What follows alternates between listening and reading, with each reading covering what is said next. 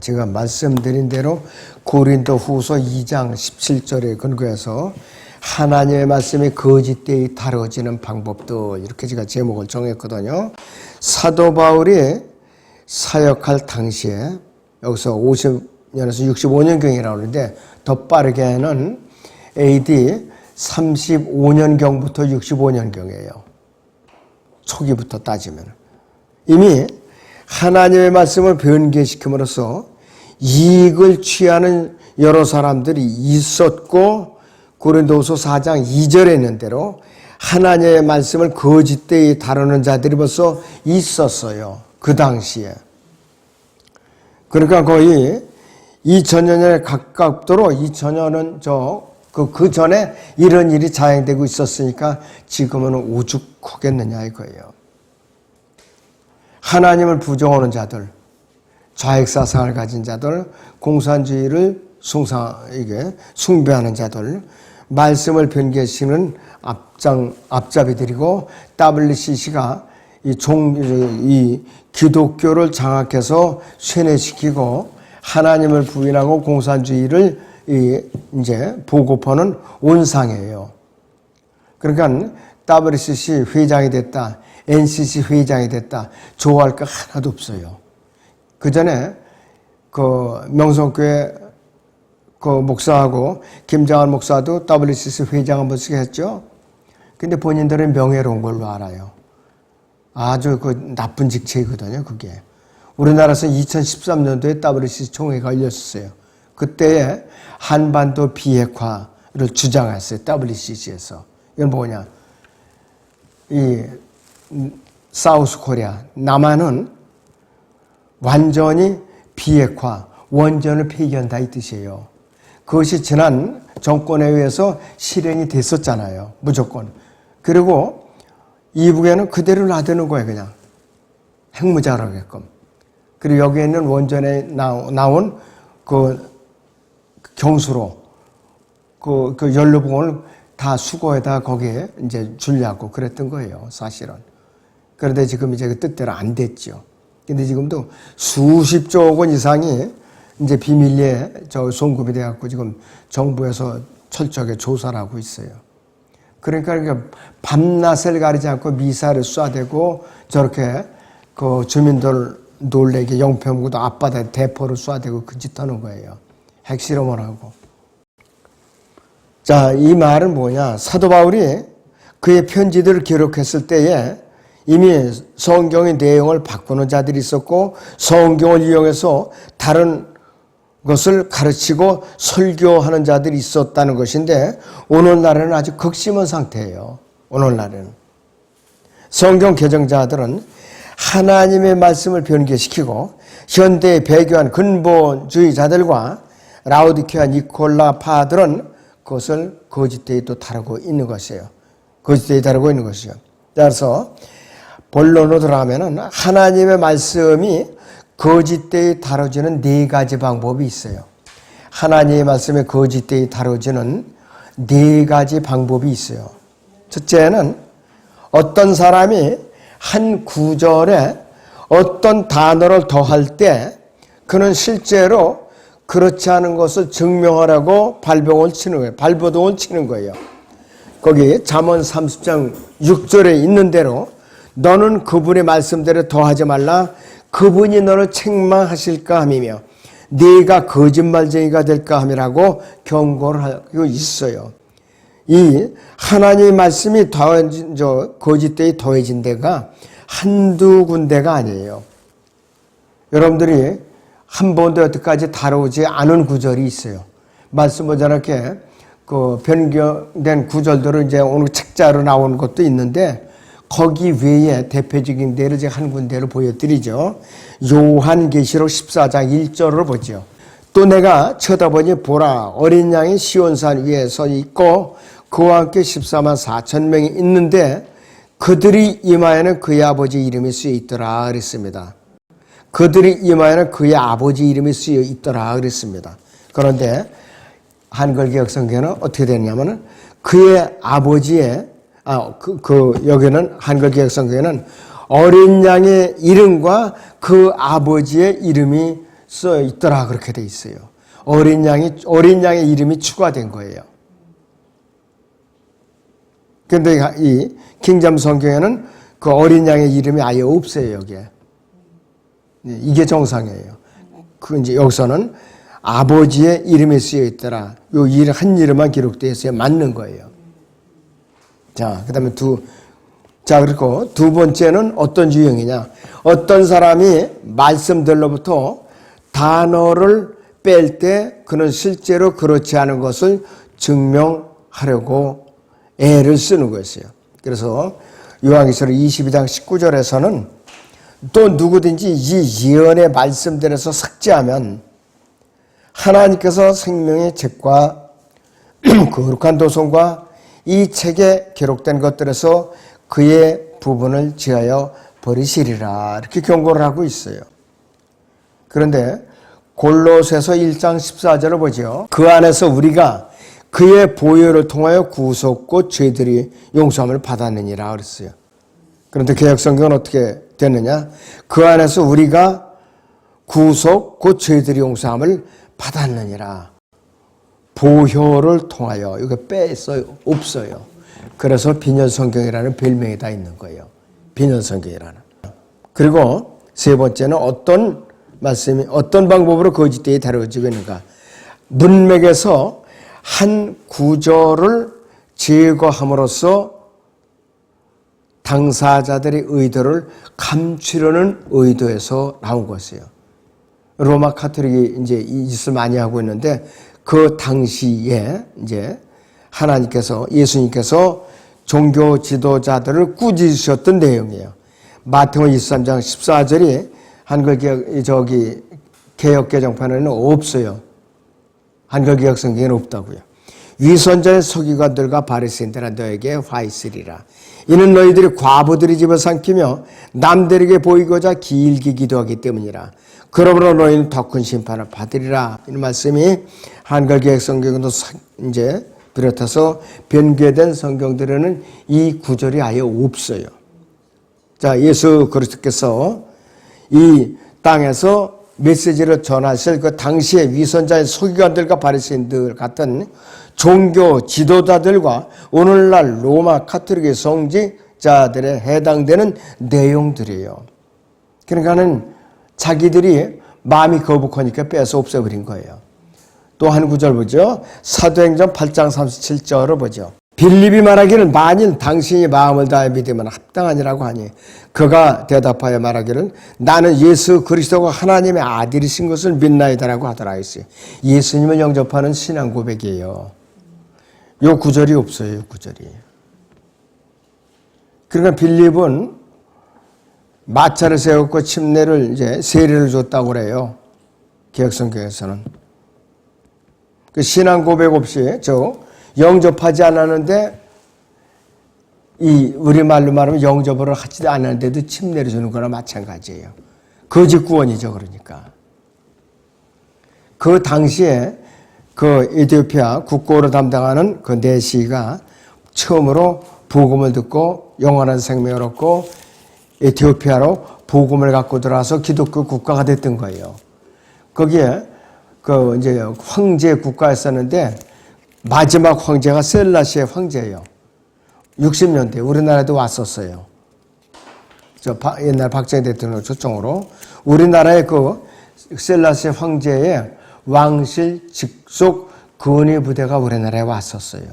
그러면서 이기지 못하면은 돌아오지 마라 하고 특명을 내렸어요.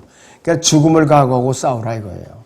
죽음을 각오하고 170명 정도가 전사를 했다고 그래요. 몇천 명 이제 보냈는데, 그리고 이 에티오피아 군인들은 6.25 때 우리나라에 참전해가지고 전투에서 한 번도 패전한 일이 없대요. 전투에서.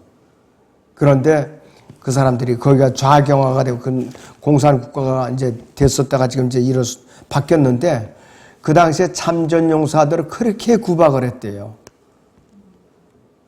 참전을 했다고.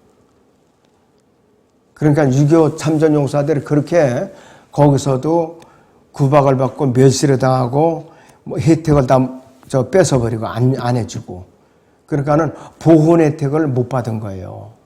그걸 우리나라에서 알고 LG전자라든지 또 이렇게 우리나라 여러 단체에 가서 그 사람들을 이제 찾아가지고서 문안도 엽짓고 또 이렇게 양식도 전해드리고 후원금도 주고 계속해서 그 사업을 하고 있어요, 지금.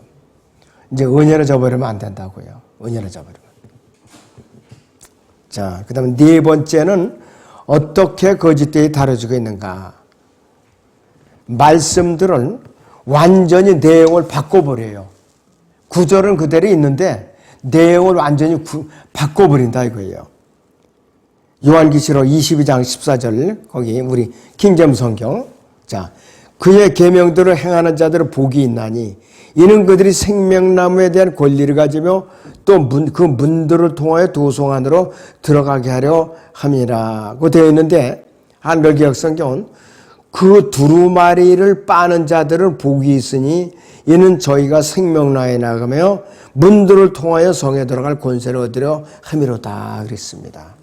두루마기만 열심히 빨면은 세탁만 열심히 하면 들어가는 거예요, 한마디로. 말도 안 되는 내용으로 바꿔놓은 거예요, 이들이. 계명들을 행하는 자들은 뭐냐?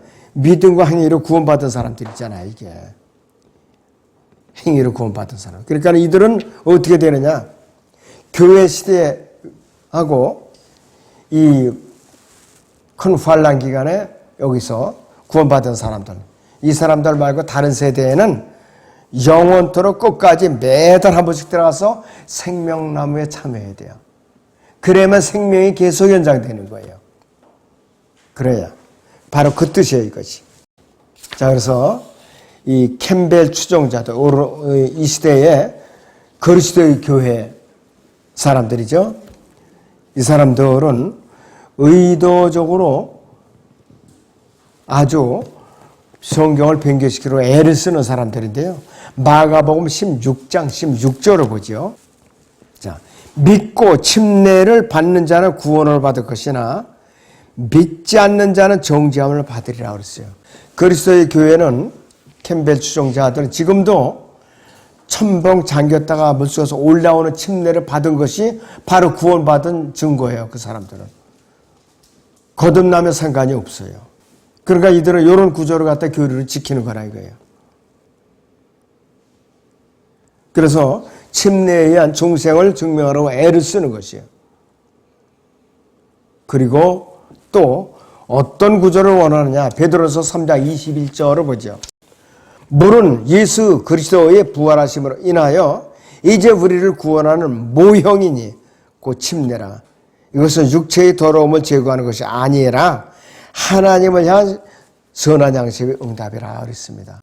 우리가 구원받은 간증으로서 침례에 순종하는 거지 구원받기 위해서 침례에 순종하는 것이 아니라 이거죠. 이런 것들이 캠벨 추종자들 그리스도 교회에 거기에 교리에 해당되는 것들이. 자, 그리고 또 한 구절은 이 요한복음 3장 5절에서 물과 성령으로 태어나지 않으면 그랬어요. 그런데 육신이라는 것은 육의 성령이라는 것도 영이니라 이렇게 말씀 문맥을 무시하고 어떻게 해서든지 물과 연관시켜갖고 애를 쓰는 것이에요. 요한복음 3장 5절에서 21절까지는 물속에 잠기는 침례라는 용어가 즉 헬라어는 밥티존인데 이것이 한 단어도 안 나와요. 나오는 구절이 없어요. 자, 그럴 때는 우리는 어떤 자세를 가져야 되느냐. 이 신실한 그리스도인들이 갖고 있는 성경의 진리를 갈망하지 않으면 그것을 찾을 수 없도록 하나님께서 그들에게 깨우쳐 이제 주시는데 어떤 사람이 자신의 성경을 알지 못하면은 어떤 일을 벌이냐? 마귀를 돕는 거예요. 마귀 사역을 도와주는 거예요. 그러나 성경을 들고 있는데 말씀을 공부하고 분별력이 없으면은 마귀 일꾼이다 이게 한마디로 마귀 일꾼이라 이것이에요. 그렇게 되지 않으면 부지런해야 되고 세상 사람들부터는 아이 저거 너무 미쳤다. 너무 심한 거 아니냐. 또 열심을 내야 되고 그럴 정도로 마치 황금을 찾는 것처럼 성경 갖고는 차치 뒤져서 또 성경에서 말씀한 바가 우리가 먹고 살기 위해서 돈을 버는 것 우리가 또 준비하는 음식보다 더 소중히 여겨야 된다 이것이요. 그럴 때는 욥기에서는 말씀이 음식보다 더 귀하다고 그랬잖아요. 말씀이. 그렇지 않으면은 결국은 마귀에게 속임을 당할 수가 있다. 언제든지. 그래서 진정한 그리스도인들은 디모데서 3장 16절에 있는 대로 하나님께서는 육신으로 나타나셨고 이렇게 해놨는데 이것이 개역성경에는 그는 육신으로 나타나셨고 이렇게 돼 있어요. 육신으로 오신 하나님이신 예수 그리스도를 인성으로 그냥 전락시켜버리고 만 거죠. 신성을 무시한 거예요.